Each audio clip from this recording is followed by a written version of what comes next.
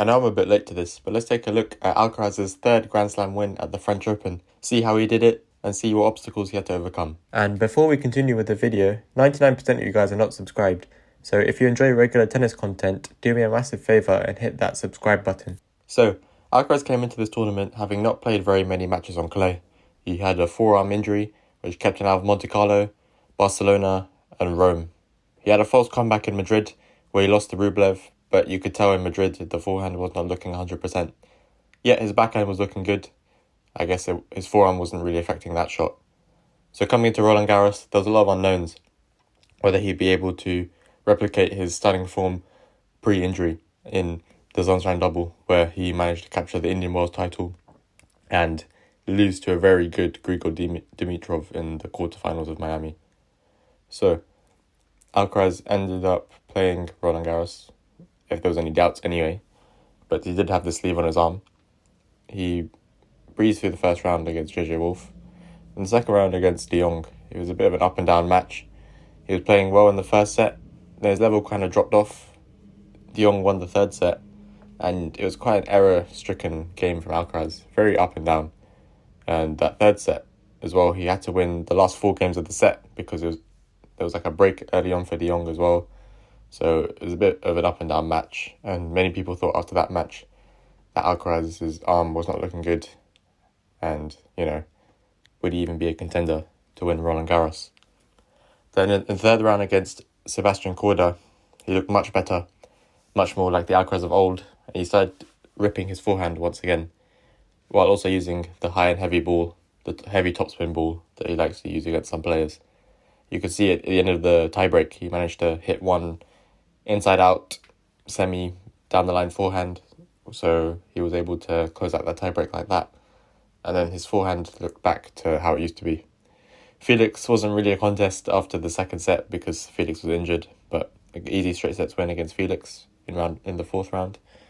Now, the real test came against Stefanos Tsitsipas. He'd been playing well on clay, Barcelona final, Monte Carlo win, and Alcaraz easily dispatched him in straight sets, basically like the meeting the year before. One tiebreak, 2 other fairly straightforward sets, and then he had to play semi-final. And this was going to be a blockbuster match. It was the biggest match they've ever played in terms of stakes, because the only time they met in Grand Slams was in quarterfinals and the 4th round. So this would be their biggest Grand Slam match. This match also had a lot of ups and downs. Alcaraz had a very slow start. Sinner was absolutely dominating him, taking his second serve really well and managed to run away with that first set. However, Alcaraz responded really well in the second set, and he managed to clinch that second set. And he probably should have taken the third set as well. He had a break. However, Sinner started cramping, and I think that kind of messed up with Alcaraz a little bit. I don't know how. And then Sinner ended up winning that third set, despite him being the one physically disadvantaged. However, Alcaraz really took his opportunities. Like he said in one of his post-match interviews, the set point that he got in the 4th set, he took it first time, managed to take it to 5th set. 5th set, second break point he got, converted it, held onto his serve, and then managed to close out the 5th set with one break. Again, not the best match they've played. None of them really played their best tennis at the same time in that semi-final. But Alcaraz managed to get the win. Then finally, in the final now, Alexander Zverev. Zverev took out a very poorly Casper Ruud. Unfortunately, he had a stomach bug. That could have been a good match.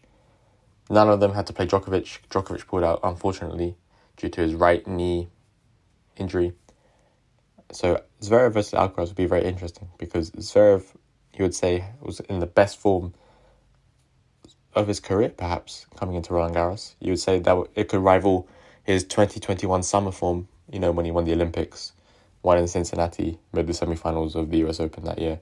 He was playing some of his best tennis, He really fixed up his second serve. He made his first serve one of the best in the game, probably only behind Hubert Hurkacz.